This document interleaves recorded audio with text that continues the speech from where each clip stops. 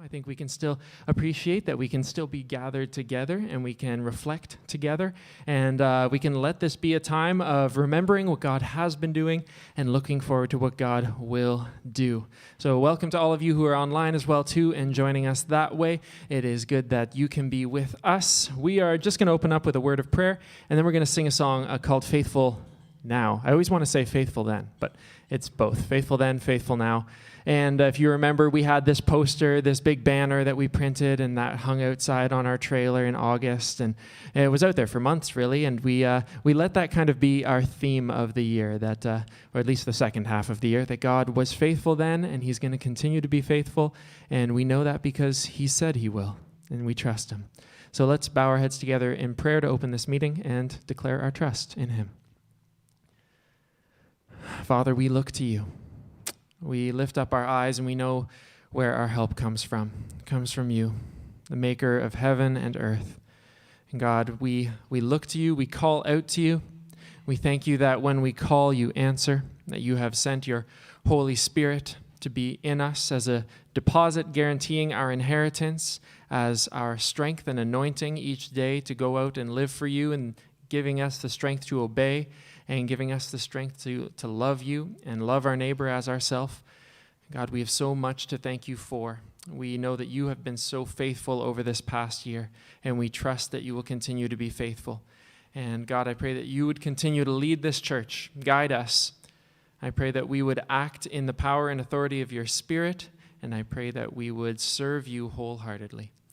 And we all pray this together in the powerful name of Jesus Christ, our Lord and Savior. And everyone said, amen. So let's sing as we open up this meeting today. This song is called Faithful Then. You can stand up if you like.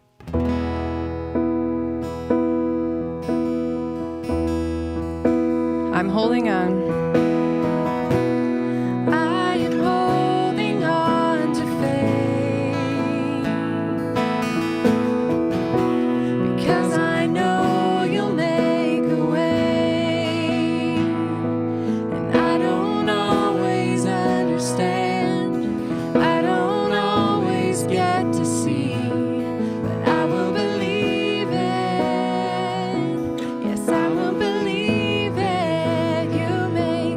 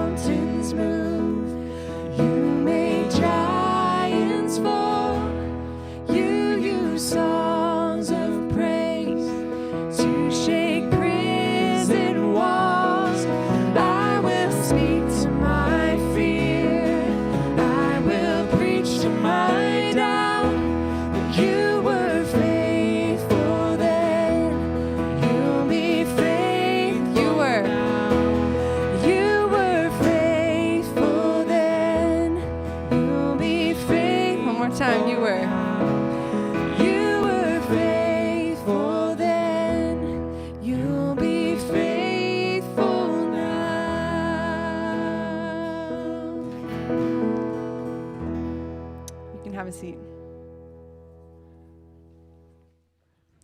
And just before we carry on with any more of the meeting, just wanted to remind you, if you haven't signed in or picked up a ballot, there's a sign-in sheet at the door, and there are ballots there. And Lisa is up here for the online people. You should be able to be in touch with us through Lisa.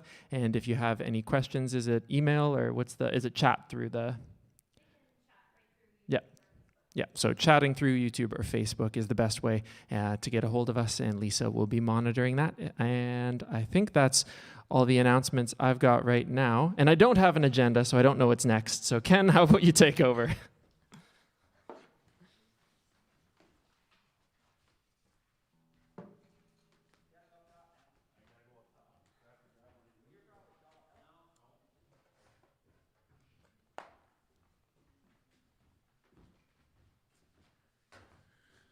Good afternoon, everyone. Better adjust this or else I'll be hunched over the whole time here. Yeah, thanks for everybody for coming this afternoon for this business meeting. Yeah, like the song said, if faithful then and faithful now, and it's been definitely a testing year this year. And but I'm pretty sure I'm confident that to say that he's been faithful this whole year for us as a church, and I think you'll see that with the various reports that will be presented here today. First of all, I guess the first thing we need to do is to appoint a general meeting secretary. Of course, being the rookie that I am, I didn't even ask anybody to do that. Joan's not here either. Usually it is Joan.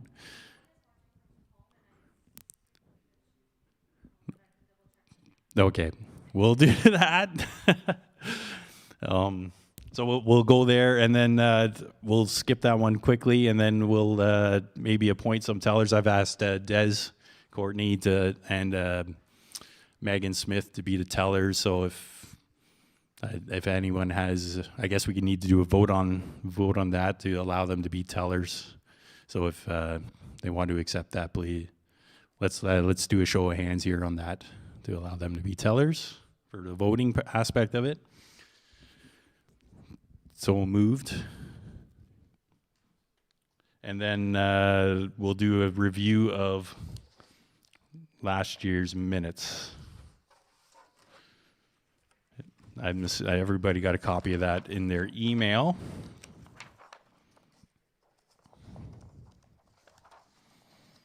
Does anybody see anything that wasn't, or that would stand out to them, that was a problem, or that we forgot, or anything like that?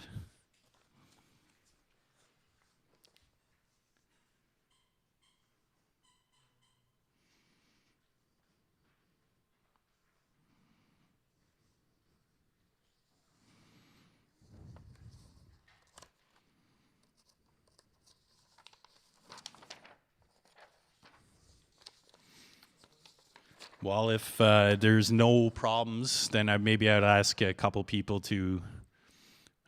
board members to make a motion to accept the meetings, or the minutes of the last year's meetings. Got Denise and Celine.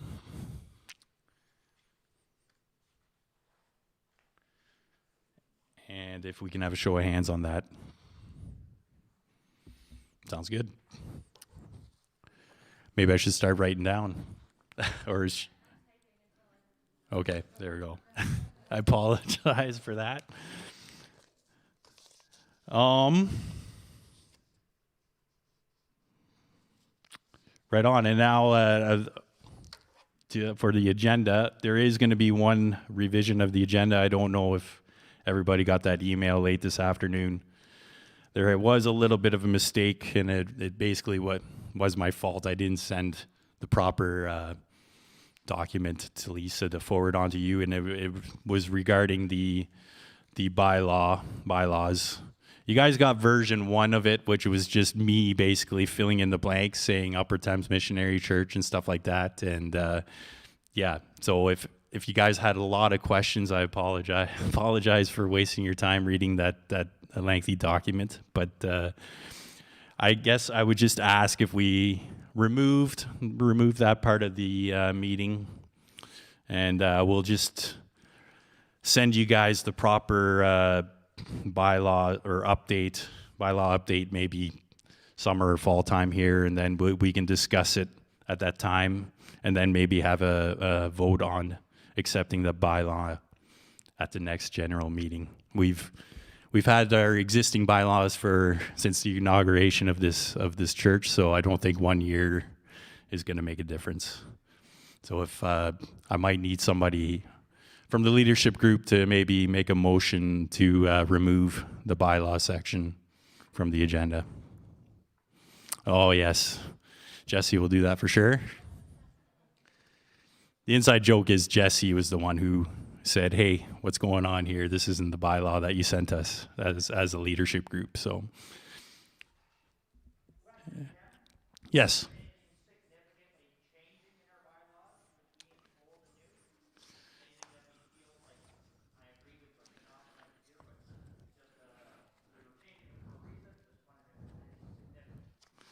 Yep.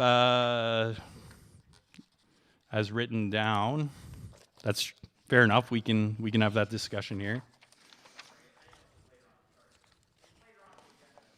No. I did have a little summary in the email I sent here, so let me just pull that up.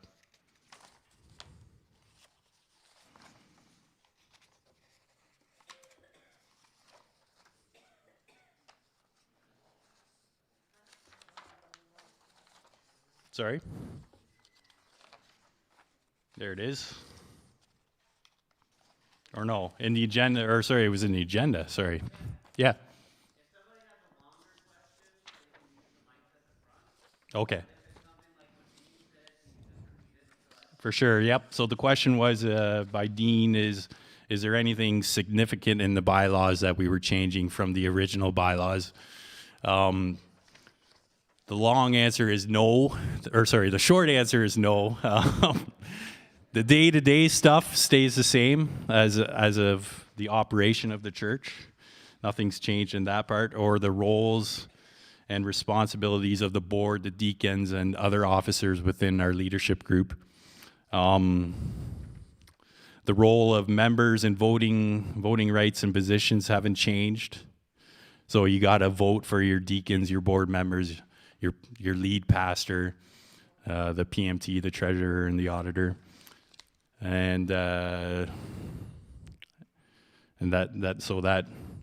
as a congregation you have to vote on that.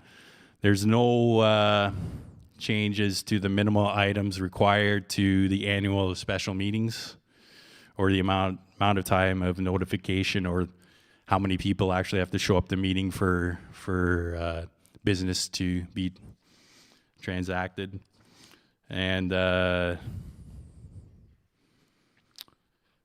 all the policies that were attached to the bylaws are staying exactly the same as they are previous, that you've accepted over the years, right? So I think there was one about special giving policy accepted last year, and other ones like that, like flowers, that we give a set amount of flowers to everybody, right? Or a set amount of dollars for flowers to everybody. And the only thing that is new, or one of the few things that is new, is we talked about this a couple of years ago about allowing the board to pull funds for an unforeseen capital expense.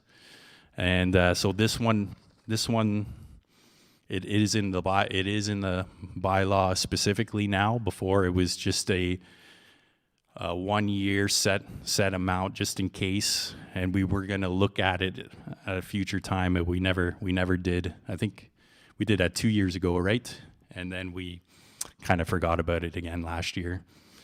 So that is one thing that is in there, is that we're asking the congregation to allow us, if, for example, the furnace breaks down, right, which could happen, that we would be able to access funds in order to fix that furnace for in a timely fashion, right?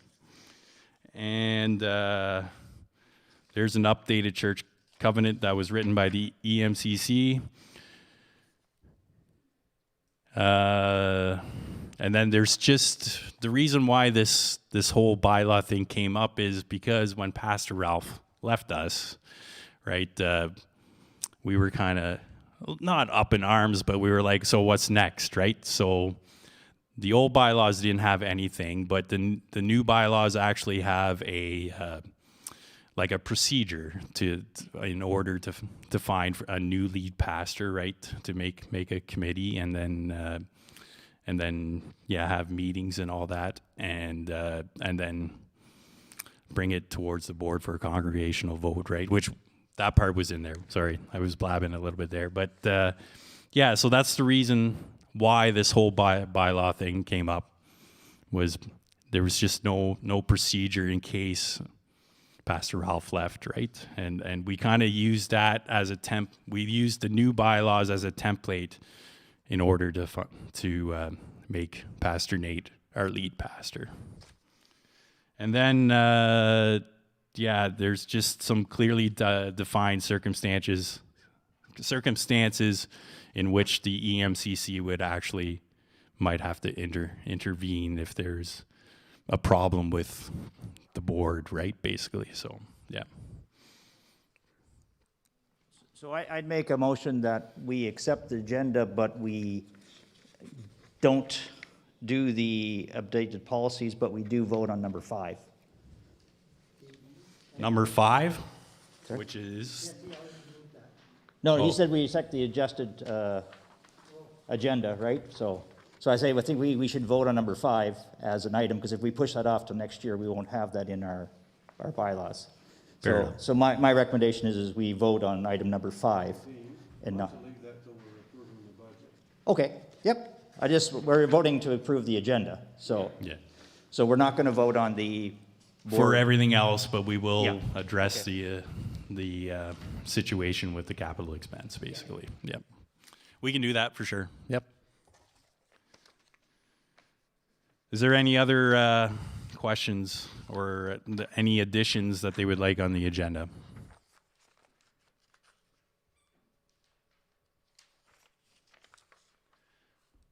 I think we got 2 people right already for adopting the agenda or no? Oh, the second one. Yeah, sorry. I need a seconder on that, the revised. Jesse's gonna do that.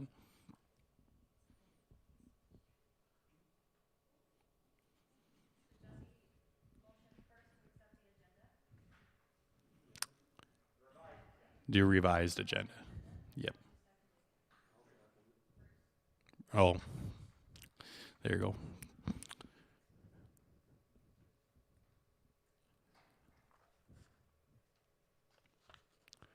Can I get a vote on that from everybody? Perfect.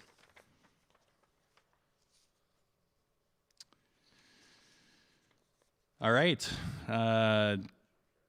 Nomination committee, Bob, French, Nate, and I, we met together to go through the list of members for filling in possible candidates for the deacon and board members. And I guess first of all, we'd like to thank Jeremy Ford for spending 3 years with us on the board. He's not here tonight, but he was a quiet gentleman, but he definitely, when he had something to say, he listened, right? So yeah, it was good to have him there. And so to fill in Jeremy's void, Henry Verhoog has let his name stand, and Jesse Pohl has also let his name stand. And then on the deacon's side, Marilyn French's term is up, and we're thankful for that. Or not thankful for that, their term's up, but we're thankful that she's I would say that to Bob. I wouldn't say that to Marilyn. Come on.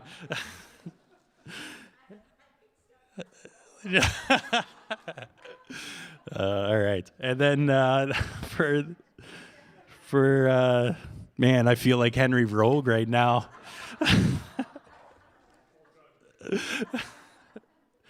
Anyway, so a person that we have asked to replace Marilyn, kind of, is Allison Smith, and she has graciously allowed her name stand as well. And then obviously voting's going to commence here shortly, and we also need to vote for the property manager, which Dean Smith has let his name stand once more. And treasurer, Bruce Michaels will be the treasurer for next year as well. I think, did everybody get a ballot? If they didn't, maybe they want to go see where Nate is. Yeah, and then the auditor, I don't think the auditor's on the sheet, on the ballot, is it? I haven't looked at it. No. Okay, that's fine. That's good. Bruce is going to present the auditor for next year in his financial report. So if you guys can, I think we're set up online to do a online. Yep. Perfect. So Lisa's got that covered. And so if everybody can please fill in yes or no on the ballot, and then we'll get Megan and Des to maybe come and pick them up, and then find a spot and please tally them up. Thank you.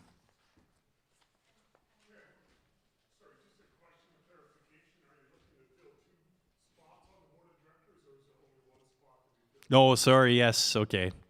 See, there's the veteran Henry Verhoog here. Yes. Yep. So the question was, are we only voting for one board member, or are we voting for both board members, or filling two vacancies with one? We are to whoever you want to be on the board, it's a yes, right? So we are going to be filling two spots on the board this evening. Did that confuse everybody or what? Two vacancies. Yep. So whoever you want, if you like Jesse to be on the board, please say yes. And if you want Henry to be on the board as well, please say yes as well. Or no.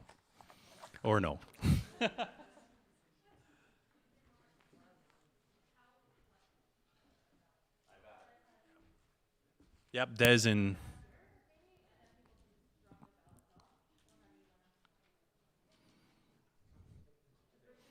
Yep, fair enough. COVID rules, I guess we'll have a spot there, and we'll have a spot at the back. Maybe just put it Des on that sign-in table there, and if everybody can just get some exercise, loosen those legs, and yeah.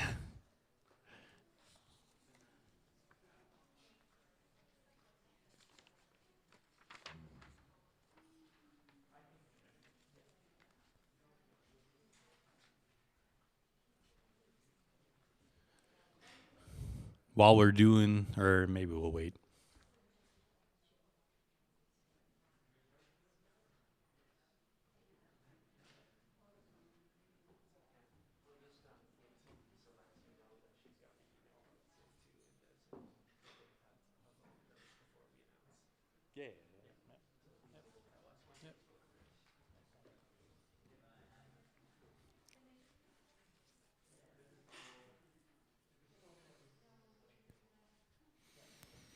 Did everyone get a chance to put their votes into the two spots? Oh. Perfect. Well, Nate just left. Oh, there you go.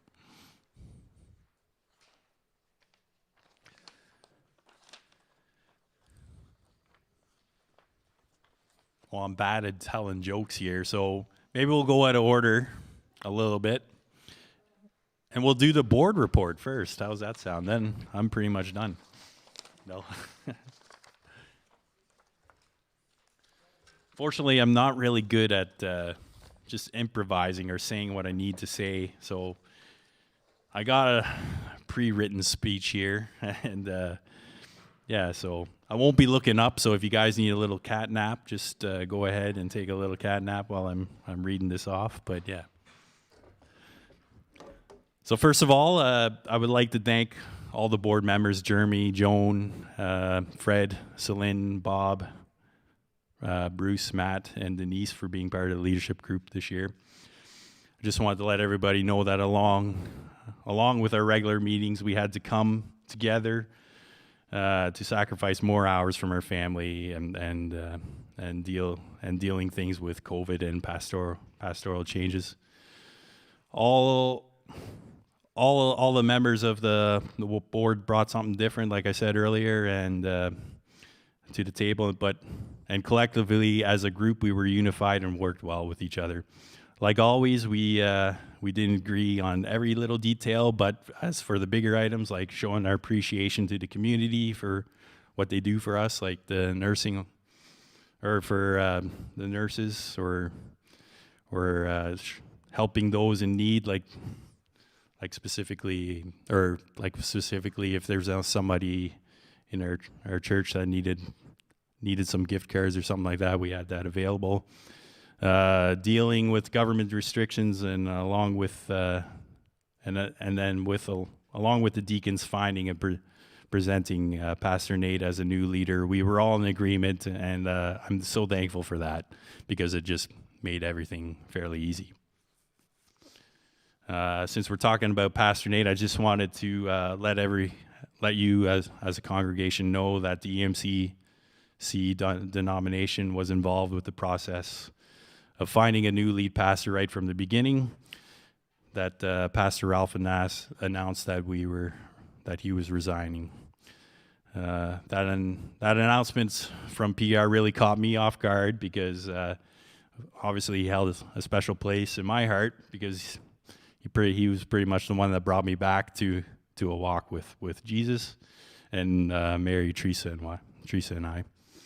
But I'm thankful for our regional minister, Claire Martin, that came to the first meeting, set us up with a process, and was available anytime we as a board member had a question. When I spoke with him one last time, that the congregation had voted in favor of Pastor Nate, he had nothing but praise to God that the whole process went relatively seamless in a time of uncertainty, and agreed with all of us that Pastor Nate was the right person at this time. I know I said this in my written report already, but thanks to Patrick and Dean and whoever helped us along the way, like Aiden, Simon, and Chris, and I got to put Jesse in there as well, for getting that online aspect of our church going. Thanks for your talents and ambition of getting the online presence available. Looking at that first recorded sermon to what we have now, it takes a lot of time and dedication and willingness to learn to get where we are now, and I think it's a great product. And sorry for saying it as a product, but yeah.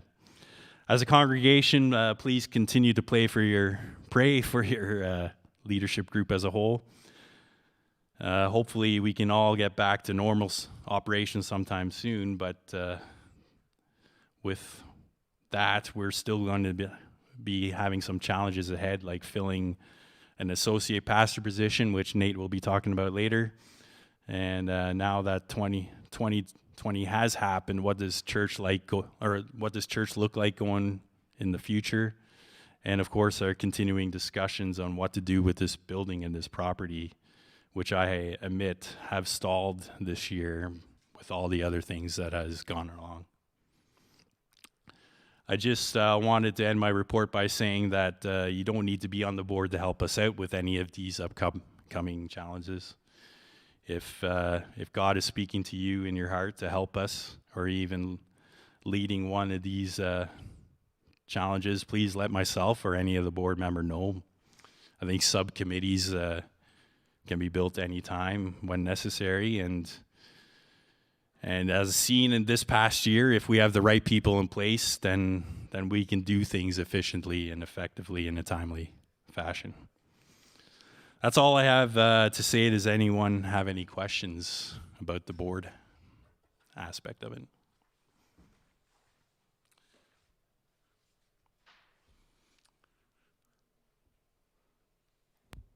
I must have put you guys to sleep pretty good. Oh, no, there's Jesse right there.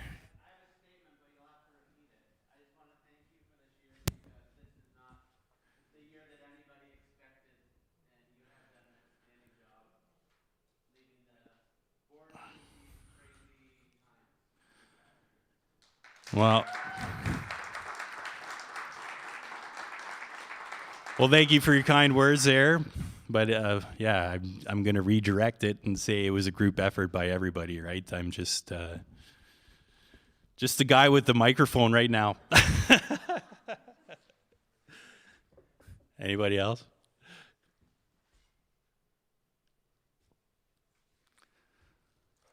Well, we'll go back then and let Pastor Nate.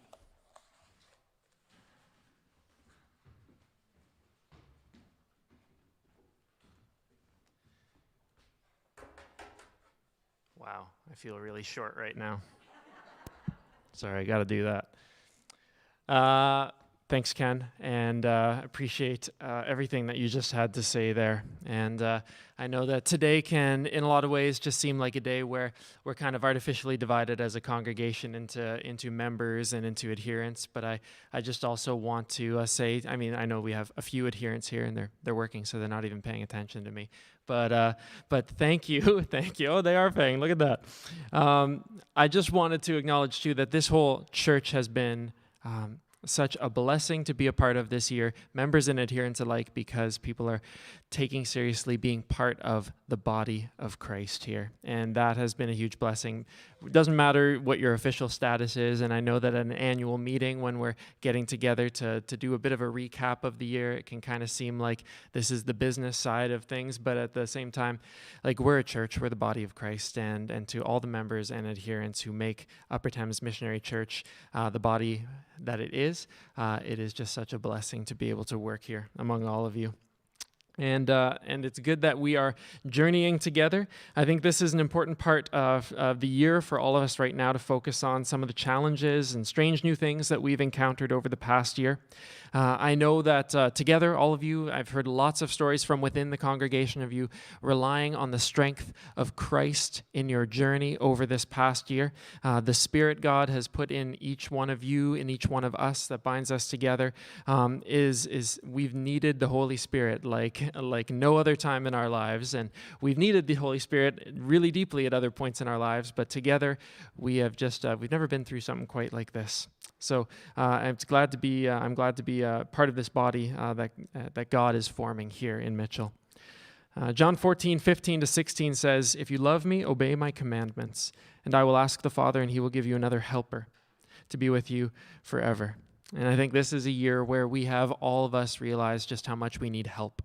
And nothing has brought us quite to acknowledging that like the interruption of all of our patterns, whether as individuals or as a church.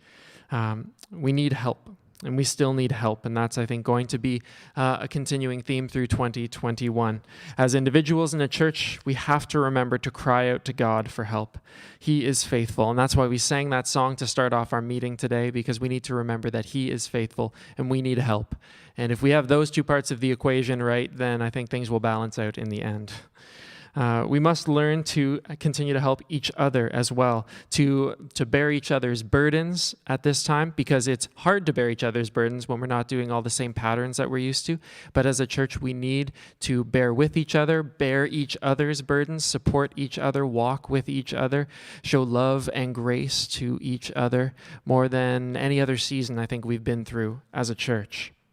So saying all of that and talking about burdens, I think we need to take a moment as a church to check in. And we weren't meeting together a month ago when I would, or 2 months ago now, I guess, at the beginning of the year when normally we would do a bit of this sort of check-in style service. But I just wanted to acknowledge a few things because we have been celebrating and mourning a lot over this past year. I'm just going to start with some of the things that we've been celebrating. We have been adapting so well to changes that just seem to come at us every week. And it's been a blessing to serve among people who are so humble and eager to adapt, to continue worshiping together, and to continue serving the community. Patience. You have been a congregation that has shown respect for your leaders as they sort through a whole slew of changes. And I want to say thank you. Thank you for showing your leaders respect and grace over this past year as a lot of really tricky decisions have been made, and it's been with a lot of prayer and a lot of deliberation, a lot of discussion at the board and deacons and joint meetings, and I really appreciate the rest of the congregation for sharing feedback, for speaking up and supporting your leaders that way. We have been celebrating taking advantages of new opportunities to serve and reach out to the community.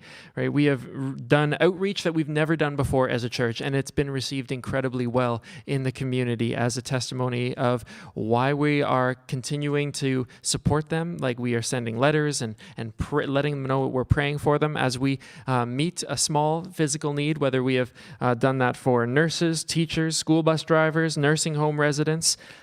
Keep this up.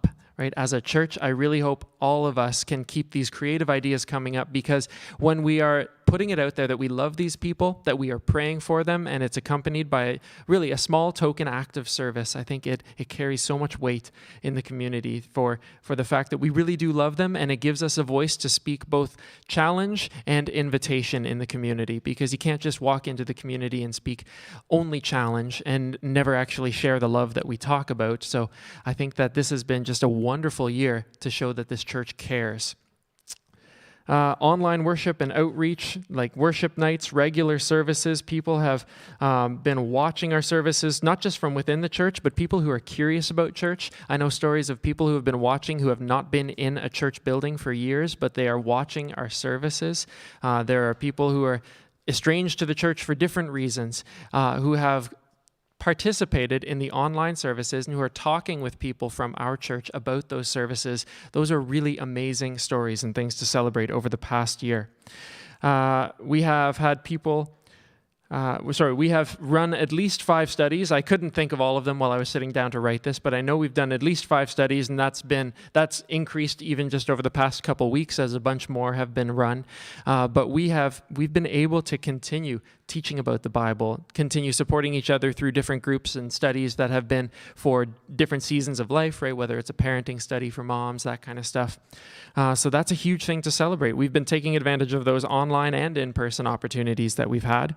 Online prayer and coffee hours, something that we'd never dreamed of as a church until this year, has actually been a really powerful way. Those post-service coffee hours, especially when we were in lockdowns, and a lot of people were joining in on those and praying together and getting right down to the nitty-gritty about life every week. Like, those are things to celebrate, that people were still bearing one another's burdens, still praying with each other, still gathering. And people have stepped up in huge ways. Ken listed a bunch of names there. I mean, I'm looking at people at the back of the sanctuary right now, and that's certainly not all of them, who have stepped up in amazing ways this year and have supported and loved this church and wanted the good news about Jesus to keep spreading out. And it's actually reached people that we never thought we would reach, especially in a year where initially we were just struggling to get in touch with the people who attend church at Upper Thames. So we've seen some amazing strides over the past year. And we've also mourned things over the past year. First, I think of loss of family members. There's been deaths in and around our congregation this year that have been really hard to process and grieve well because of all of the restrictions on funerals, on seeing each other, on traveling. I think of Corey Van Oostveen, that's Pastor Ralph's mother. Greg Witzel, that's Connie Kemp's brother. Diane Samail, is that how I say it? Yeah. Cliff Kemp's sister. And we have Denise Jackson's dad, Forrest Credicott, and this is there. I know there's been other people in and around the church family who have lost loved ones, and this has been a really, really hard year to grieve well. And all of us have been missing fellowship with each other. We've been grieving that spiritual family that we love deeply. We've missed friends and family. We've missed gatherings.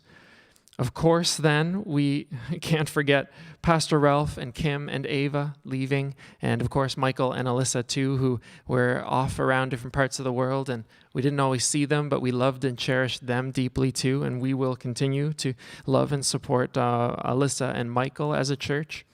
Of course, we lament and we mourn the disease of coronavirus, as well as the confusion and the rules and all of the stuff that all of us have been caught up in over this past year. It is okay to mourn that and to acknowledge that, and we do. We lament it all. We lament the death. We lament the complications that it's caused to families, including people who aren't connected to people who've been sick with coronavirus. It's been a really hard year. So now, I know all of these items really deserve special mention, and it's been difficult in a lot of ways. I do want to focus on one thing, the biggest challenge of, I think, our 18-year history as a church. And you know, it's probably a crazy year when you still might not know what I'm talking about when I introduce it like that, because that's the kind of year it's been.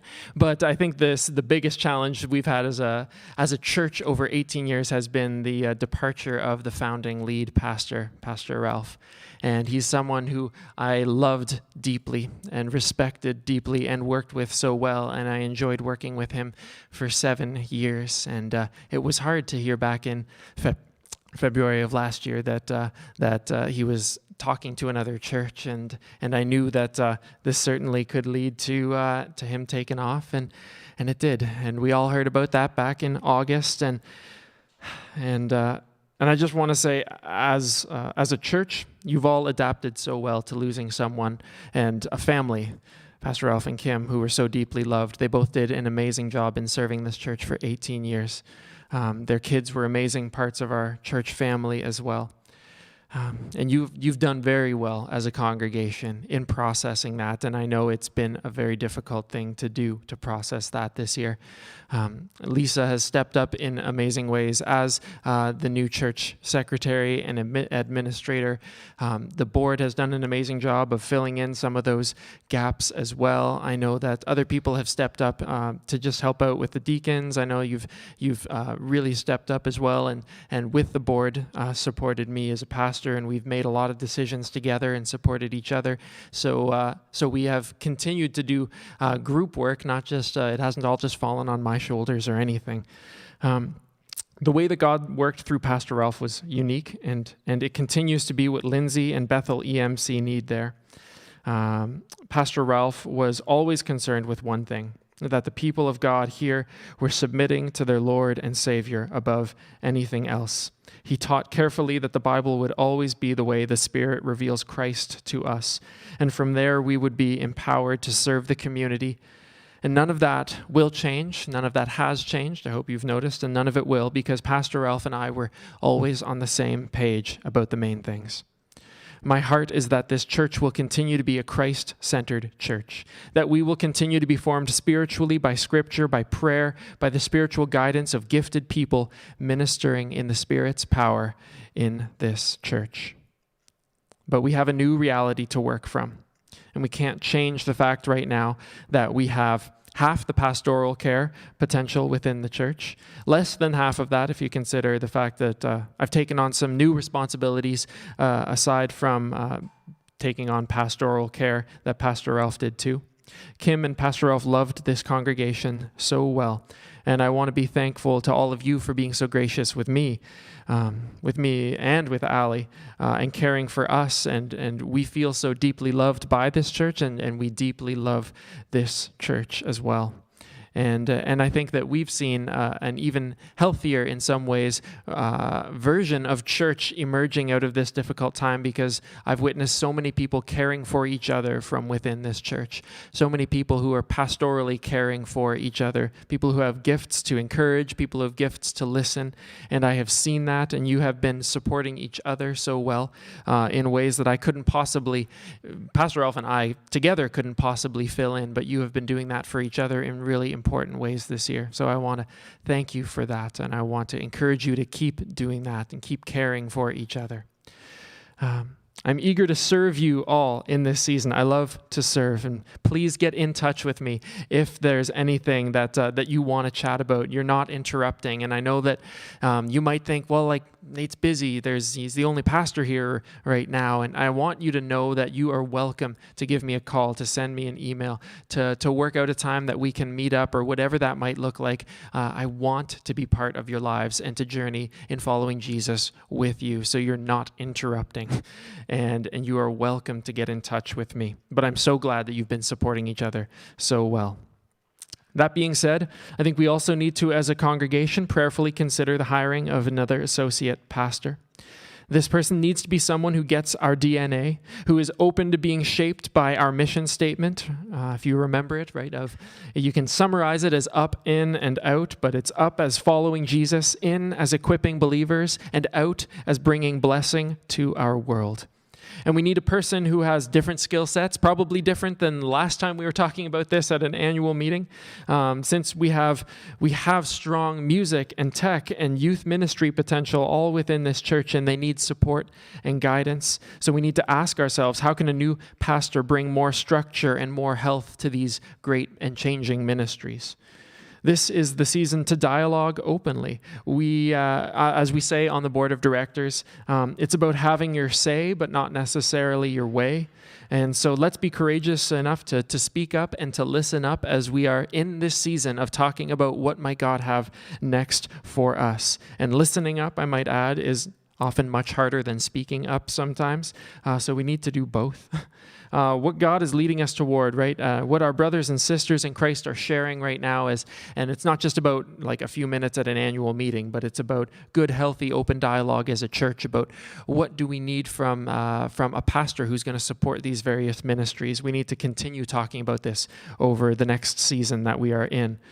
Please bring questions and ideas to the board as we discuss this at our board meetings, and we won't have one for a few weeks again, but you're always welcome to get in touch with me or with Ken, or email the board or email the church, and things can be forwarded to the board if you have any ideas, any thoughts that you want to share about this process. I want to say that I'm eager, but I am definitely not in a rush to move forward with this particular point. I am not burning out. I've been well supported, and I think that our church is in a good place, and I think we need to work out of that strength and that good footing, that we have in a really difficult time and constantly changing time. We're in a good place, so we need to consider this carefully, dialogue openly right now about what the future has for us. In this season, we also need to ask, what is God saying to us together as a church family? And I think God has been speaking a few things loud and clear to us in this season. First, God has been saying that the kingdom is still advancing. Numbers and statistics aside, we have seen in-person attendance in line with many other churches right now. We have also seen those strong online attendance continuing on, even as we've opened up again most recently. I've heard several stories, like I said, of people outside of our church, in our community, and people connected to just people, friends and family within our church, who are tuning in because they want to hear more about what God is doing in the world and who He is. So praise God for that. The Spirit has also been strongly convicting us that we need to continue reaching out to the community. And I think this year we need to continue to be creative and figuring out ways to serve the community. So keep those creative ideas coming up to the board about people that need to be blessed, people that need to be helped, ways we can reach out to the community. But I think the Spirit is also inviting us to invite others back into this local body of believers. And I want to talk about what this looks like for us going forward.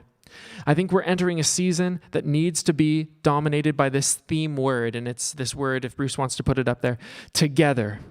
We need to be reminded that we are together as believers, as members and as adherents, as people who are in person, as people who are online. We are together. And we know that there are lost and lonely people who need to be invited in different ways, whether that's online or whether that's in person. There are people who need to experience the community of Christ and have an encounter with Christ themselves. And we know that we can continue on confidently as a church because our citizenship is from heaven, right? We don't have to worry about what is going on in the world. We can continue on because we know the kingdom of heaven is advancing. And God will continue to do that, and He holds our fate. He empowers our lives. So this means we need to invite new people to encounter Jesus here at Upper Thames Missionary Church, to worship together with us, whether that's online, but definitely in person too. That means that there are people in your life right now who you might be discipling or teaching or sharing life with. Invite them into our community, whether it's online or in person. We also need to invite our own church family to worship Jesus with us, to have conversations about what's happening in our worship services. And this is about inviting our own members into online conversations or in person. And I want to say in-person services are important. We need to gather together. And this is going to be a regrouping year for us, regrouping together. And I'm calling on all of you, especially as members, to invite people into regrouping, worshiping with us here in person especially, but also online as well. And of course, online services are continuing and will continue, and they'll continue to be a huge blessing going forward here. And I'm so thankful for all the work that has been done to get them to the point where they are now. We also have the opportunity in the future and even now to be worshiping together in small groups, in homes, in house church style setups where we can have the online aspect feeding a small community of followers of Jesus. And these are all things that we need to be open to and praying about together as a church, ways that you might be able to invite neighbors, friends, and family into what God is doing here. And I want to invite you to serve alongside others here in your kingdom, to consider how you might be a blessing to people within this church who need support. When we put out those calls, when we put out announcements, things that people need help inside the church or in the community, I encourage you to consider how that can be a powerful ministry right now to outreach to people around us. And we can invite people into our digital presence too. What I'm saying is that I think we're entering a season where we need to focus on togetherness, but it requires us to take seriously the challenge of invitation. And that's that second word. I don't know if Bruce can put it up there or not, but invitation. We need to be inviting other people into what God is doing here. So we have this opportunity to gather again right now. We have this obligation to worship God together as a church. We have this obligation to honor our brothers and sisters together as a church. And that's why we were quick to reopen when we were able to open up again after lockdown. And I know and appreciate all of the diverse situations that people are in this church that either allow them to come or prevent them from coming right now for different reasons. I think that's why we need to really remember that we need to continue bearing one another's burdens, encouraging each other, supporting each other, whether we're here or in person, whether we're here or online, Showing love and respect to the people around us is so important. And it requires that mutual submission that we were talking about today in the worship service, right? That's submitting to one another. Now, we were just talking about, but we can and must worship together as fully as we can. And this means a level of love and submission for each other that we must put into practice. And we will continue to honor God and each other and our community and our government guidelines as best we can as a church. And you have all been gracious and encouraging truly this year. And I've seen this church as a model of building each other up, not tearing each other down. Keep doing that, Upper Thames Missionary Church. Keep building each other up. Don't tear each other down. Keep loving each other.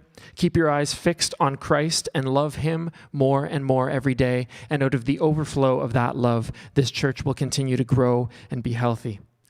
And that is the theme this year that I think has been making this church such a joy to pastor through an incredible season of difficulty and transition and opening and closing and different restrictions and seeing people in different ways. But it has been a joy to pastor in this church over the past year, and it's because you have been loving Christ and loving your neighbors as yourself, and that means the people within this church and the people outside of it.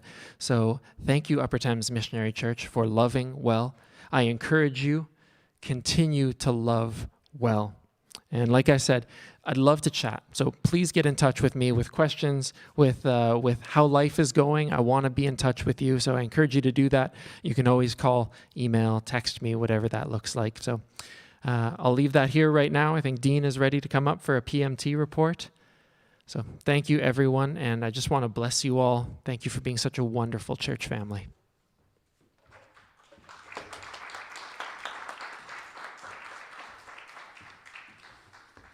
Good day, everybody. So you're allowed to take this off when you're speaking. So as a facility, it's sat empty most of the year. I'm done. No. No, again, the building has, basically we put the building on hold once we ran into the COVID situation. There were not a lot of people in and out. But on the other hand, the grounds provided a fantastic space for us to have outdoor services for, I can't remember how many it was in total, but quite a few. So again, we had that great space that we could actually have an outdoor service, and it was fantastic. We did keep up on the building. We kept up all our inspections, our fire inspections, our plumbing, heating, and everything like that. So the building has continued to be maintained. We hadn't forgot about it. The insurance company had actually said to us we had to do a walkthrough every day just to make sure, because people weren't in the building, to make sure there wasn't any leaks or anything like that. So that happened as well. Rentals stopped. So the exercise group from the Ritz Hall and that stopped using the space. However, the food bank has been busier than ever. And so it's been a blessing that we've been able to support the food bank. Before it was a couple of people stopped in on Fridays. Now there's people here, I think, 3 or 4 days of the week. There's transport trucks pulling up and unloading food. I mean, it's not good, but it's great that we were able to provide the space for them to spread out. They've actually taken another room downstairs to help with extra storage because people have been very generous in giving food to the food bank. So that's fantastic. Bruce will get up to it when we get into the financials, but obviously expenses went up as the fact that we bought a lot of hand sanitizer and hand sanitizing stations and all sorts of wonderful things that we didn't know anything about before, and we've learned a lot. Obviously, we also moved the secretary's position online this year, so we bought a new laptop for the secretary, and towards the end of the year and the beginning part of this year, we made some changes to the phone system. So now when you call the office, it could actually be bouncing to Lisa at home, right? So we're using technology just like we have in the service to our advantage to support what we have to do in today's world. But on the other hand, we can continue to keep things seamless. So, as Nate had said, right? Give them a call, send them an email. I mean, we can stay connected. One thing that did happen throughout the year is even though there was no one here, we still maintained cleaning the place. This place, I don't know where the spiders hide, but they're everywhere. And a bat, a goose and that. So we did say goodbye to Joe and Tina this year. They moved back to Ohio.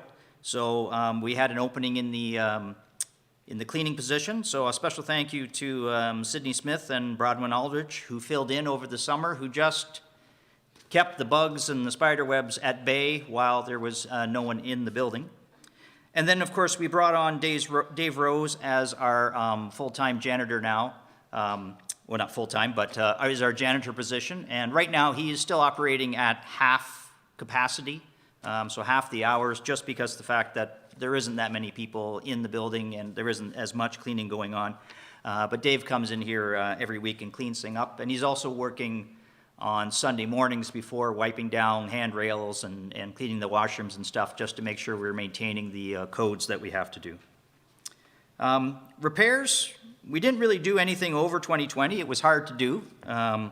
But unlike previous years, we actually arranged a lot of repairs that have been done at the beginning part of this year. So again, getting into the financial side, I won't steal from Bruce's, but previous years we had money allocated for repairs. We didn't spend them this year. But the different thing that's happening this year is the fact that we've already spent them. We've done some work on some roof that had a small leak in it. We've done some work on the heating system, and we've replaced some of the lights at the front of the building. If you've ever been down here at night now, you can actually see again. But that money is spent. So we're not just putting money in the budget thinking we might be doing repairs. We've already done it. And that also falls over to the streaming side. So back in the middle part of the summer, we switched to a canned service where pastor would preach on Tuesday or Wednesday and record it, and then we'd stitch all the pieces together and broadcast it on Sunday morning. Then we decided over time to switch to doing a live stream. I thank you for all the support everyone's given to myself and Aidan and Jesse over the last few months, as we've learned, and tell you it is totally learning. Didn't really know what live streaming was. My children make fun of me when I try and take a selfie and how to work it out. So trust me, there's been a large learning curve. But the nice thing about also switching to a live stream is that when you're at home, you know that this is happening now. It's just like you're here, just that you've got a different point of view. The other nice thing is it also meant that the pastor wasn't preaching twice, preaching it to can it on Tuesday or Wednesday, and then preaching again on Sunday. So again, trying to think of especially Nate and the changes that have occurred. We've managed to put together our streaming program on a shoestring budget. Maybe it's the banker in me, but when the secretary's computer was replaced with a laptop, we reused that computer for our streaming computer. The camera we were using until just a little while ago was a camera that we bought because we were going to have a baby named Megan. She is turning 20. So there's a reason why when we switched from one camera to the other, the quality went down and it didn't look good. It's because, you know what, it was sitting in a drawer and I said, well, I think maybe we could hook this up and just see how it works. Since then, again, we've spent the money to buy a good quality camera. You can see it on the tripod there. So now we have 2 cameras, but again, that money has now been spent. It's not just things that we're thinking about doing, we've done it. These investments that we're making in streaming, I think that they're here for a few more months for sure anyhow, or hopefully not too long. But on the other hand, it's also investment into the quality of programming that we can put into the nursery and into our parents' room. We had people in there, the cry room or whatever you want to call it. But just to have a very good church experience. So when you come and something happens and you need to leave the service, that you can still participate and take part, right? So I think that's an important thing for us to continue on.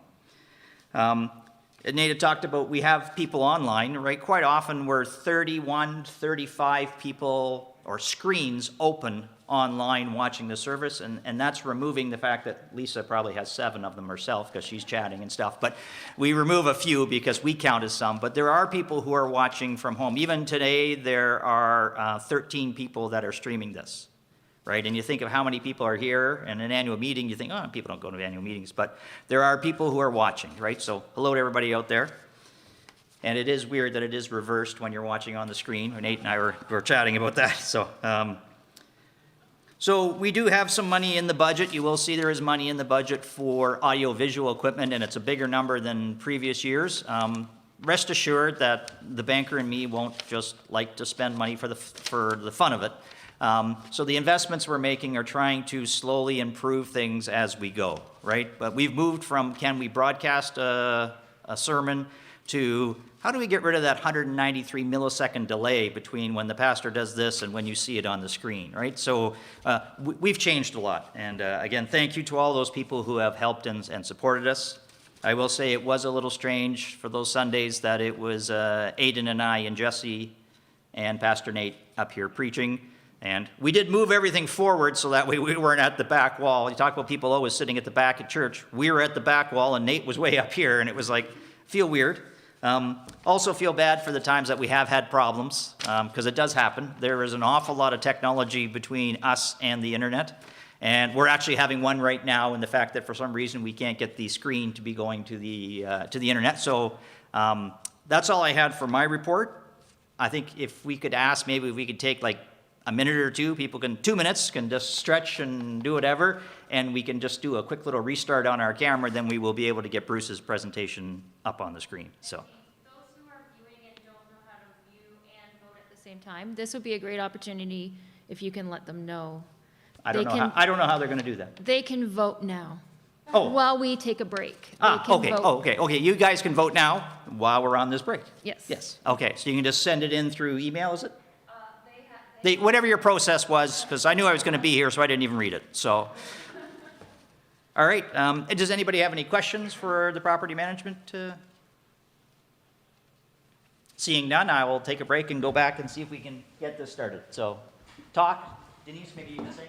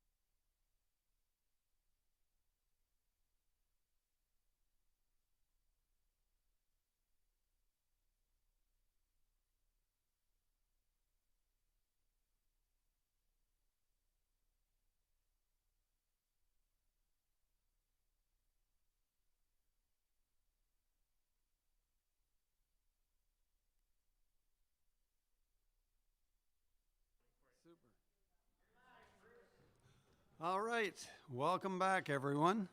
Hope you enjoyed your break. I hope you got a chance to vote online.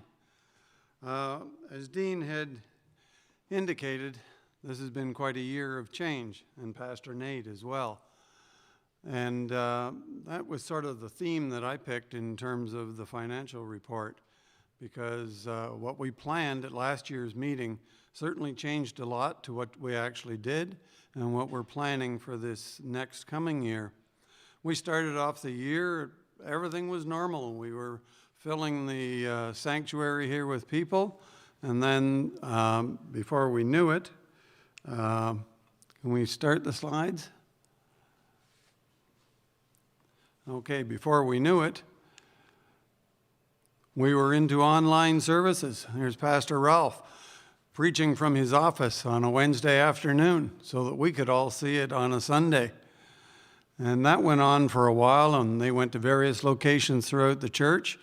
And then the weather got nicer, and we ended up outside, as you can see on the banner. Now, by the time October rolled around, some of the sessions were getting pretty cool. And so we finally got the go-ahead to go inside. But for a while, it meant empty seats, and we were just doing broadcasts, which, as they said, we had a few people at the back, and this is Pastor Nate's view. You can see what great response he had from the congregation. And finally, we have today's situation where we have, that was taken this morning, where we have a somewhat fuller congregation, but nowhere near what we used to do, and everyone sitting here in Mass. And of course, the other big change that we had during the year, as Pastor Nate related to, we had moved from our founding pastor, Pastor Ralph, here he is on one of our floats, to this younger gentleman now who is our pastor. And I'm not sure, this doesn't look much like the fellow who was speaking earlier today, but this is the picture off of our website, and I'm pretty sure it's the same guy. He sounds the same anyways. But so it's been a year of change, and this change has also impacted the finances. This is our agenda for today. First, I'm going to talk about the financial reports. I'm sorry I hope you can read that. I can barely read it, but I don't have my glasses on, so that's the problem with wearing a mask. I can either be blind without my glasses, or I can be blind with fogged up glasses. But next, I'm going to talk about an analysis, there we go, of the 2020 results. I'm going to break them down by a little bit of categories, do a little shifting around, and provide some of the numbers. Next, I'm going to try and, there we go. Oh, I'm going to go through a lot in a hurry. The budget for 2021. I'm going to discuss the appointment of the auditor, finally give thanks to a few people, and then finally your questions. So, financial report. Our donations, you can see how things change. We were down to $281,543 from almost $436,000 a year ago. Now, we did have, I believe, $130,000 last year in what we call special donations. Those were amounts that weren't regular tithes, but people who either through bequests or they had a special amount of income, sold a farm, whatever. And this year we only had 9,000. So it's not quite as dire as it looked in terms of our regular operating income.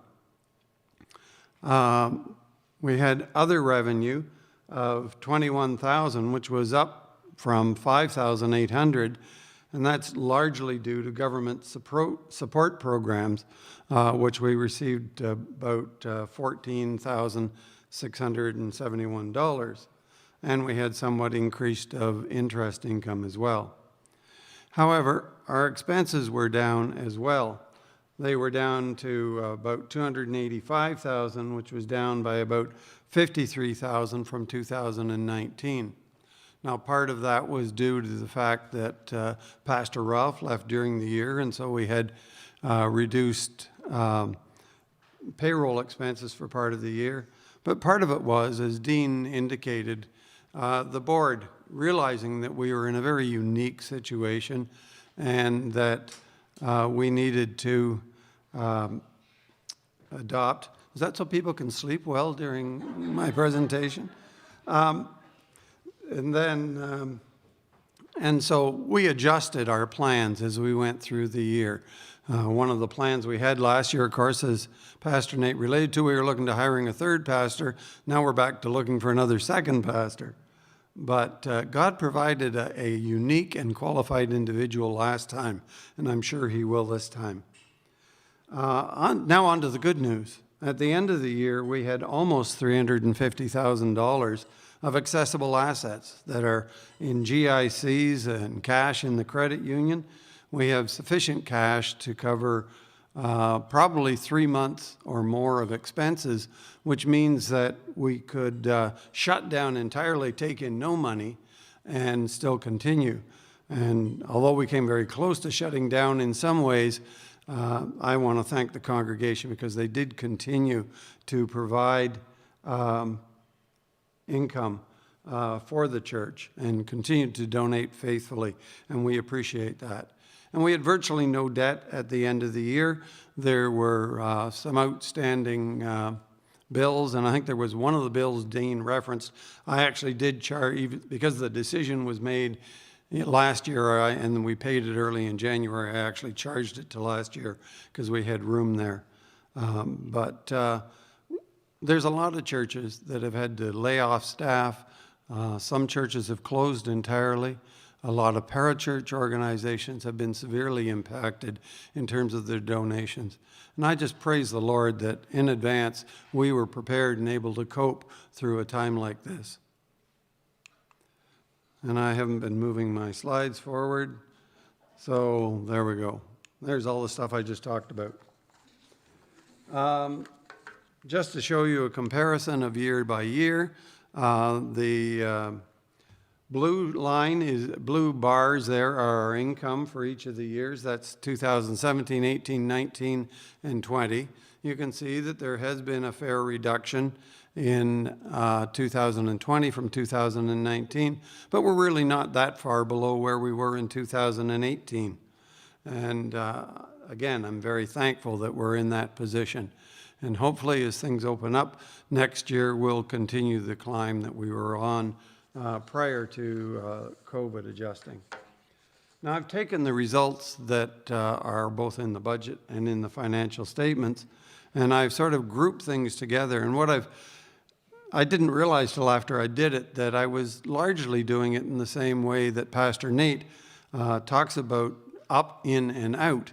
And so as far as the up goes, I've combined fellowship and discipleship area, ministry, youth, and I've taken 75% of the payroll and pastoral, and that's just my guess of what the time is that actually relates to ministry. It may or may not be accurate, but it's my guess. And then okay, that's those. Oh, there we go. Go back a slide, please. Anyways, the next adjustments I've made, for administration, I combined the things listed as office administration, which would be office expenses, expenses for worship, facility expenses, and 10% of payroll and pastoral. And finally, missions and outreach. That consists of the missions area in the budget, the outreach area, and I've put in 15% of payroll and pastoral. And so that would be our out portion. The administration I regard sort of as our in. That's what we need to sort of keep things running. And so this slide here shows how that works out. The red area on the one side, the 50%, would relate to our up. That's our ministry. It's our programs such as Bible studies, our youth program, discipleship programs would all be included in that. Our in section is the orange, which is 28%, yes, I believe.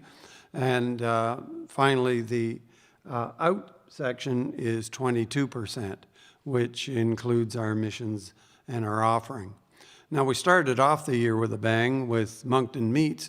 There was a lot of effort put into expanding an outreach in that territory, which of course got totally shut down with COVID as well. It's hard to get people together for a supper in the middle of COVID.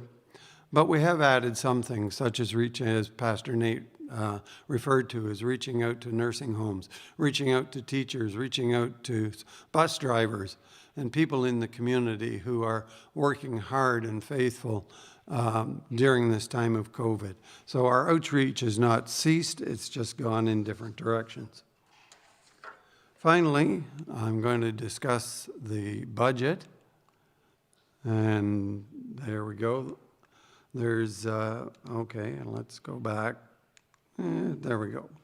Doesn't want to stay. There we go. So the columns on the budget, there's the 2020 budget, which showed what we were planning at the beginning of the year. As they say, the best laid plans of men and mice. 2020 is the actual numbers, and you'll see that they're quite different from the budgeted numbers. And 2021 budget is what we're looking at doing next year, or what we think we might be doing, depending upon what happens with COVID, whether we get back together, whether we don't, when do we hire another pastor, all of these things that are up in the air, but this is our guess as to what will happen. I really trust in the Lord, basically more so than in a budget, but we need a budget to present to the congregation, and so we give our best things. Now, there's always a difference between the budget and the financial statements.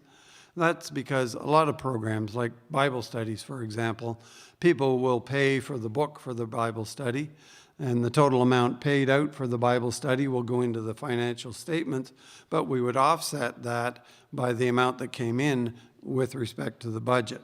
So you can't necessarily compare the financial statements to the actual budget, because the income in some cases gets offset against the expense.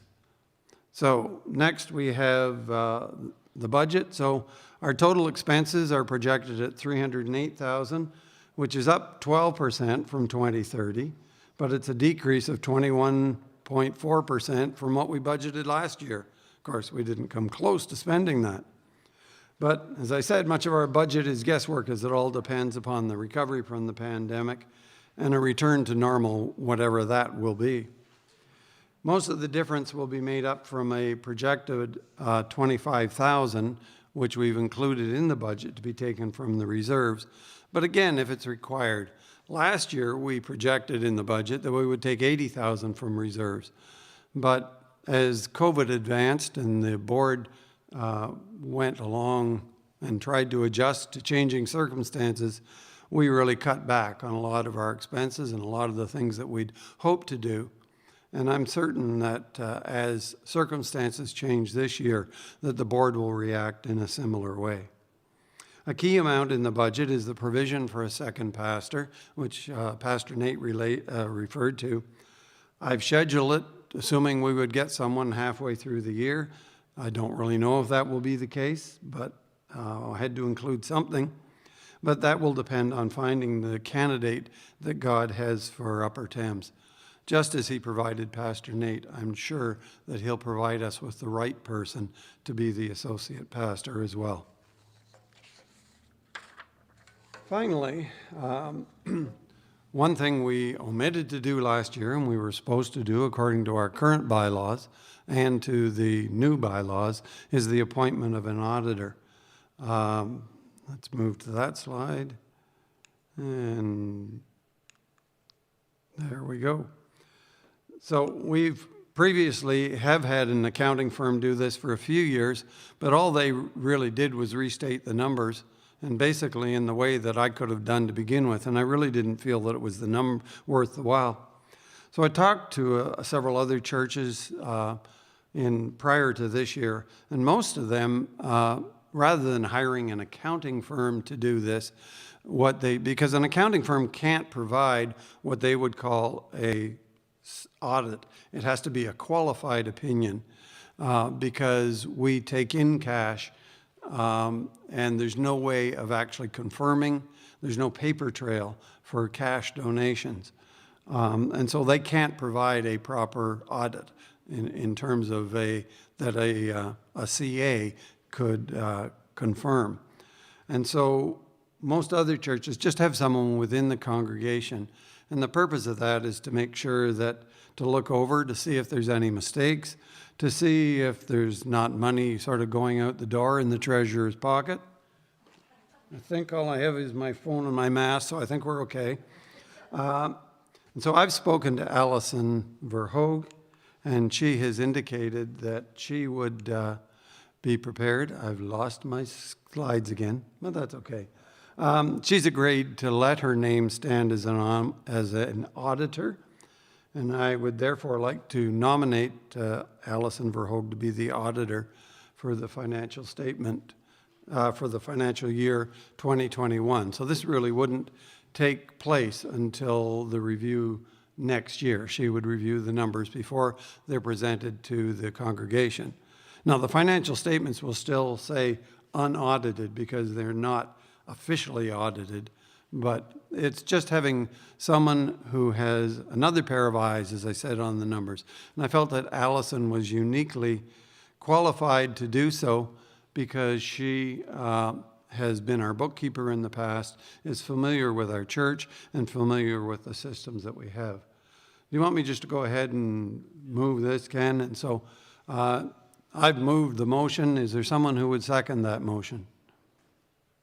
Marilyn, I see, over there. All in favor? Any opposed? No, you can't put up your hand, Allison. I will declare that motion passed. And finally, the last things I have is providing some thank yous, and I went right past it. Well, that doesn't matter. It's important. I'd like to thank both Kim Van Oostveen and Lisa Britton. The work that they do in the office is really extremely helpful to me. It helps with the flow of paperwork, and it's really been a confusing time with the office closed a lot of the time. I get to take some drives out into the country, and it's nice to get out of the house and to pick things up and drop things off for Lisa, and it's been really helpful. I'd like to thank both Alison Verhoog and Laurie Hulley. Laurie took over at the beginning of the year as our new bookkeeper. It's been a challenging year, I would say, for her. But that's why I have to thank Alison, because she's been very helpful in terms of working with Laurie and bringing her up to speed. And I really appreciate Laurie. She puts in a lot of hard work, and I appreciate Alison for the work that you've done as well. Finally, I'd like to thank the church board for the direction that they've given to me. I just report the numbers. They're in effect the ones who control the numbers. Now that's a good way for me to dodge responsibility, but they are really the ones who make decisions. And I can't say that whenever we've had anything come up that needs done, this board has not been chintzy in terms of being prepared to meet the needs. But most of all, so we have the church board, but most of all, I'd like to thank the one who provides abundantly to all of his children. It's the Lord that leads this church. It's not the board. It's not the pastors. We all look to him. Pastor Nate preached this morning on submission, and I hope that we're all, as a church, submitting to the authorities, but the ultimate authority is God the Father, and all thanks are due to him. Finally, do we have any questions? I went right by it again. Anyways, Nate will take it back. So, any questions about the financial statements?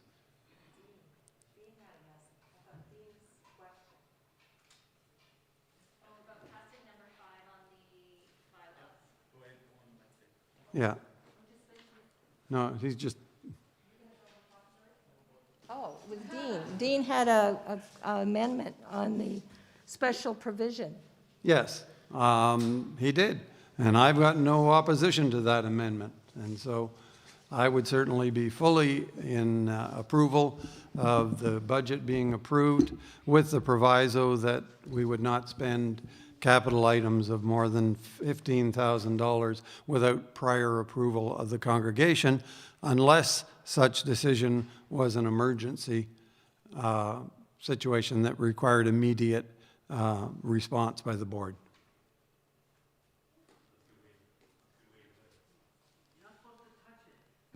I'm touching it, okay? No, that's a good way to put it. Does anybody have any questions about that provision or what Bruce has mentioned? Go ahead. Yep. No. You're making that part of your budget. Can we make the provisional outside of the budget to make them two different items? We can. I'm happy either way, David. Yeah. I just think that by putting it in the budget, you're just making that provisional part of the budget, not saying that they're going to disapprove the budget. but, Okay. Sure. Make a motion that Well, we can do it. Yep, we can split it up. Does anybody want to make a motion? If everybody's okay with it, or did somebody else have a question over there? Henry, yep. Oh. All right, we'll make a motion that we're going to do the capital provision separate from the budget. And Henry's going to second that motion. So can we have a motion to accept the budget, first of all, I guess? I would so move. Sorry? I would move that. Oh, there we go. We're gonna go for first. Okay, yes. Okay. Well, I'm a rookie here, that's why. No. Any questions on the budget? Fire away, David. Sure, I'll come up here so that you can hear. Bruce, I think it was an excellently presented budget. Doing a great job. My one question is, we received $14,000 in government support to cover COVID drop in income. At the end of the year, we had a surplus of $19,000 due to the generosity of the congregation. Is there any discussion of returning the $14,000 to the government? No. Thank you. I'd like to elaborate on that just a little further. The provision for most of those funds were provided if there was a decrease in income of more than 30% in a particular month, then we qualified for it.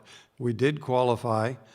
As a matter of fact, it turned out we would have been at a decrease in 31% in the month of April last year, but it would have been closer to 75% because we also received a special donation of $75,000 in that month in 2019. But I ignored that when calculating the 31% that we came up with. And so I felt that, like other organizations, we did qualify for it.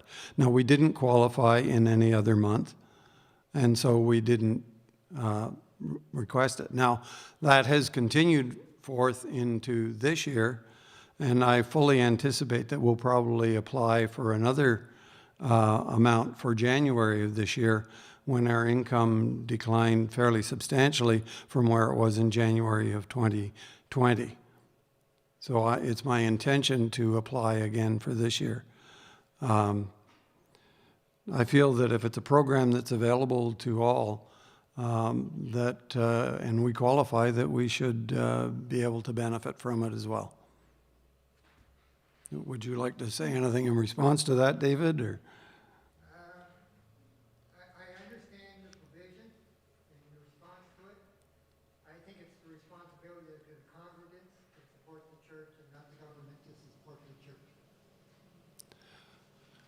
I would agree with that, but... Oh, okay. David said that he felt that it was the responsibility of the congregants to support the church and not the responsibility of the government. And I can understand that. But in the past, we have used government sponsorship for summer interns to help us provide that type of thing. And when Adam was here a few years back, I believe we got government support for that. And so personally, I'm not opposed to utilizing government programs where they exist. I have a question over here from online. All right. The question is, wondering if we have a count of active church members, would like information to vote on the budget, including the new pastor.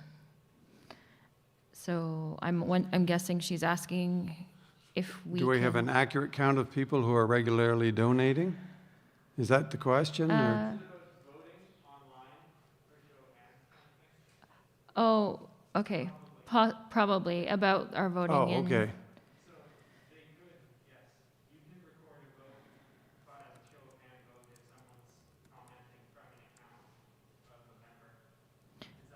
So I can record a vote as a show of hand if they comment in the comments that they're voting for it.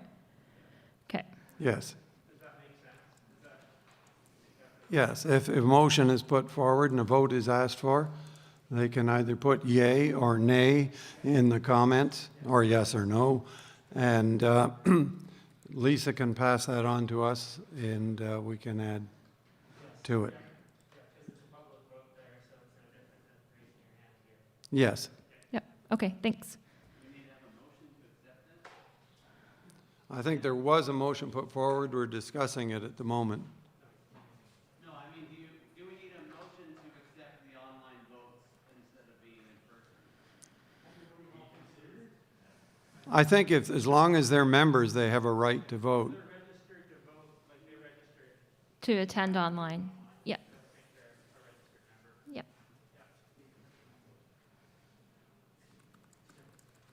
Any other questions?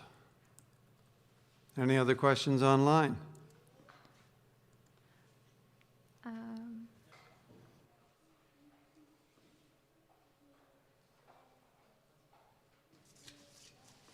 have two things. One, we've already called votes that have been passed, but we don't know what the online other people have been saying, so I don't know where that leaves us. Anyway, so I was wondering. Okay. So the person that said that it's passed? Okay. So on, where are we? Facilities expenses. Yes. Last year budgeted for required maintenance, 52,000. The actual is 29,965. And then for this year, budgeting 15,000.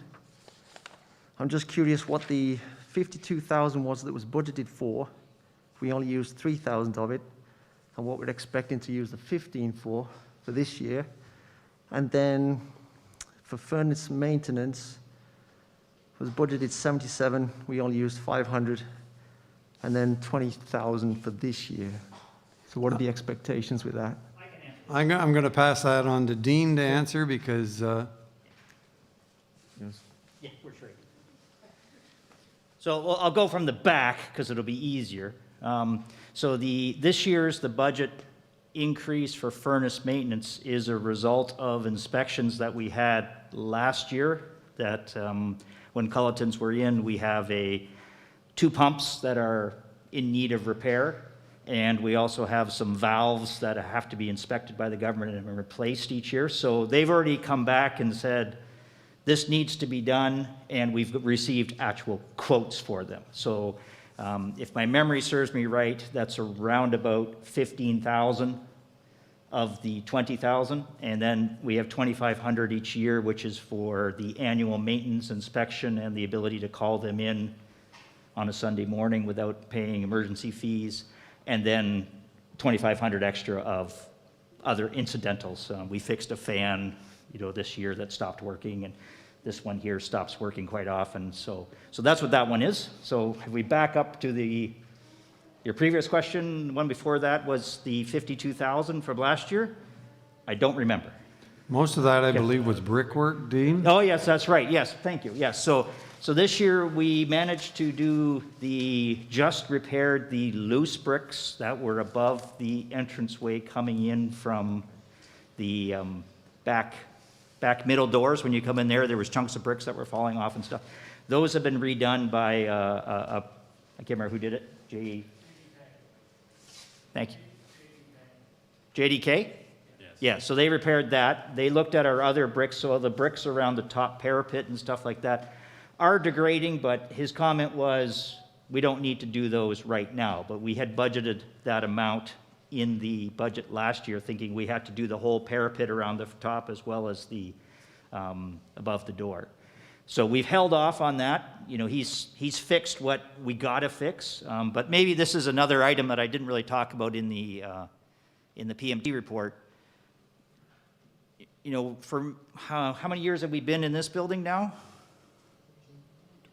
8 years? 8 years, I think, right? So again, we're small surpluses and stuff like that, but you know, we still have never tackled that. What are we going to do once we start having significant expenses, right? So that is something that is still before the board. We had talked about it, you know, 2 years ago again. This year, obviously, it was difficult to try and plan what are we going to do with this facility over the next 25 years, let alone what we're going to do this next Sunday. So that is something that definitely has to restart again this year, is to start looking at our budget and what are we going to do. We do an excellent job at maintaining our operating costs. We're not doing a great job, in my opinion, but again, God will provide. On if we wanted to build a new building 5 years from now, you know, we're going to need half of that in the bank, basically, in order to get a loan. So that's probably going to be, you know, $700,000, $800,000, right? It's growing, but we haven't got there. But so yeah, that's what that other number was. But we did not do that work. Like I say, everything stopped. And then when we got the gentleman in who said, "You got to fix this. It's dangerous. You know, peace could fall down with someone coming in, but you don't have to do those yet." For the two items that are in the budget for Culletons, you know, we probably need to do those because, again, if our heating system stops, we're in big trouble. So that's why we're spending that money, even if we decided 2 years from now we were going to move or do something, right? But we need to do that, right?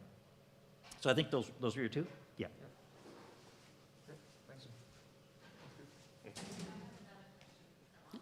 All right. So the question was actually also how many active members we have as a church and if we've lost any over this year. So I think Pastor Nate has the answer for that. I think what we have right now is, I believe, 87. So we are down a few active members over the past year. And, sorry? 83, thank you. 83 active members right now. And I can't remember where we were at exactly last year, but I think we're down about 5 or so, I believe. But this is also a good time for me to point out that I've also been talking to at least one couple that would like to do a membership class. That's penciled in right now for 2 Mondays from now, the 22nd, I think that would be. So I didn't announce that today. It's not a firm date. But certainly, if there's anyone else who's either watching this, I mean, I'm talking to members right now for the most part, but if you know of anybody who's been interested in membership, they're welcome to talk to me. I will happily do a membership class on the 22nd for at least this couple, but then plan another one if there's more people who are also interested in becoming members.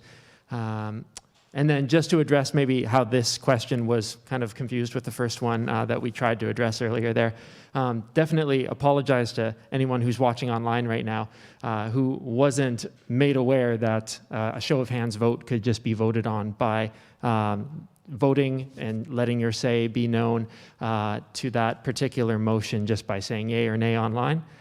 So you are welcome to do that. Just to address it, I think I can say from standing at the back and seeing all those votes, they were definitely heavily yay in here, so we weren't down to the wire, but definitely still value all your feedback online too. So sorry about that. Any other motions will be definitely looked at online as well, and you can always share feedback in the comments too. If there's any of a past motion that you would just like recorded your vote, I think that would be fine. So there, I think that's more than one question, so I'll stop. I have one more general question. Are we actively looking for a assistant pastor at this time, or is that on hold until COVID starts to restrict or remove or whatever? That's great. Yes, the answer is no, we're not actively looking right now. So we don't have a firm posting that the board has talked about. Would definitely, just like I was saying a little bit earlier on, welcome feedback from members, any comments or questions about this process as we begin it. But definitely as a board, we're just beginning right now. The only thing that the board has really put out there, at least to board members, is there any candidates that people on the board are currently aware of? And that question was put to me too as a denominational representative. Is there anyone in the denomination that I'm currently aware of who's looking? But as of right now, there was no names that came up in that initial discussion of who's the people we already know about. So that's where we are right now with an official position. And then there's definitely discussion too at the board level about variety of how long do we want to wait before hiring? Is it something that we want to fill in the gaps with either smaller internal hires, or do we want to do what do we want to do with long and short-term plans? So that's also, if you have any feedback or questions about that, please let the board know, and that'll help fuel our discussions as well. Just one more, just bringing it back to the budget. I think you said you budgeted for half a year of a second staff. Does that mean that we wouldn't hire, or if we made an offer to someone, if they came out of the woodwork today, that we would hire them as of July 1st, or would we think about offering before that? Would that affect the budget? Probably the likelihood of that happening, like it's going to take some time to find that proper candidate. Oh, sorry, Dean asked. If there was a candidate available, would we hire him now if he was available, or would we wait till July 1st to hire him? Is that correct, Dean? Yeah, I don't see us hiring anybody in 3 months, right? We don't even have a candidate, right? So. From today, if someone came up to us, I think just from as of today, even with the amount of things we'd want to be in contact with them and interviews and the denomination and sort out how we're doing hiring if they're not already credentialed, we'd be looking at into very close to July 1st before we'd even be ready to hire someone right now, I think. I had to put a number in the budget for something, and as I indicated, it was a guess. Any other questions on the budget?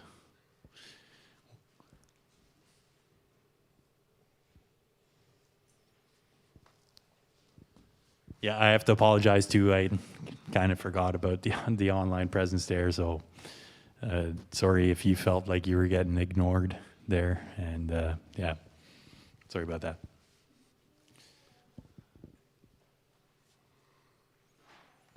Can I get, if there's no more questions, can I get somebody to make a motion on the budget? I would make that motion. Oh, yes. Bruce, and then Dean would second it. And can we get a show of hands then, or type in the comments for a yay or a nay on that? Just give everyone 1 second. Yep.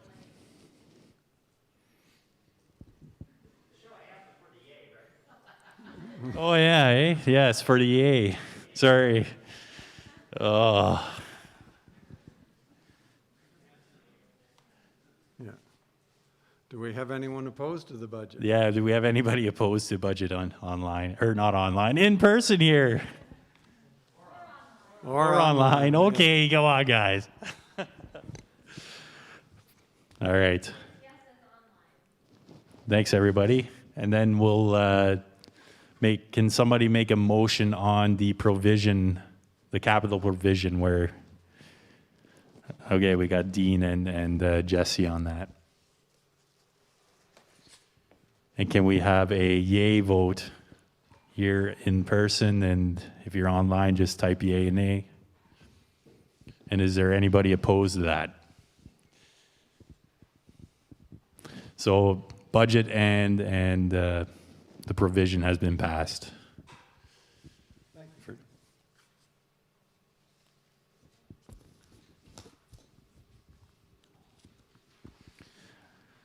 I'm sorry to do this. We will have to go back a little bit. I made Lisa the secretary, or yeah, can we have maybe, this is what you get for getting a rookie chair here. Can I get a motion maybe that, to make Lisa the secretary for this meeting? Sorry, Laurel, yes, and Henry is seconded. Sorry about that. I'm gonna have to buy Lisa maybe a week's worth of coffees for putting her on the spot like that, or teas. She likes teas. And I think.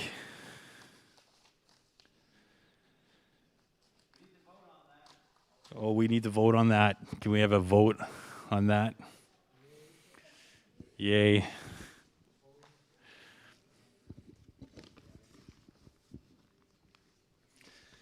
Just to let everybody know, the votes are in, and yeah, everybody, Henry and Jesse have been accepted to be on the board, and Allison has accepted as well to be on the deacons board.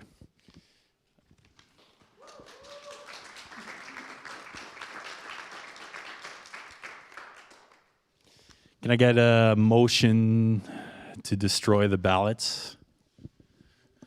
David and Bruce will second it.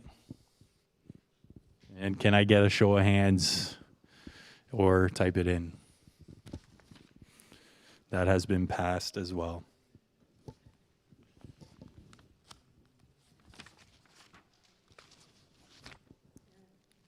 Well, that's it, because we've, oh yes, did we skip that part as well? Can we get a vote for the PMT to be Dean Smith, and well, I guess we'll do it one at a time. Show of hands, yes. Yep, everybody accepted that. And then Bruce Michael as the treasurer. No, Bruce says no, but overruled, yep. Perfect. I think you got something to add? Oh. Nope, I was just going to say it's over to Allie now. No, send it over to Allie. Thanks, everybody, for getting this business done.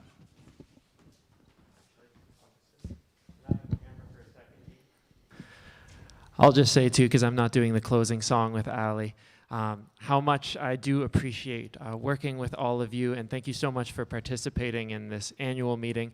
But so much more than that, thank you for participating in the life of this family of followers of Jesus every day of the year. And I pray and I hope that we can continue to follow Jesus together into this new year of 2021. We're already a quarter of the way through it, and you know what? God is going to continue to be faithful, and we can trust him together, and he is going to continue to build his church, and let's look forward to what God has in store for us as we remember his faithfulness. He was faithful then, he is faithful now, and Ali is going to close us out with another song about faithfulness. Great is thy faithfulness. Why don't you stand on up and we'll sing this together tonight as we close.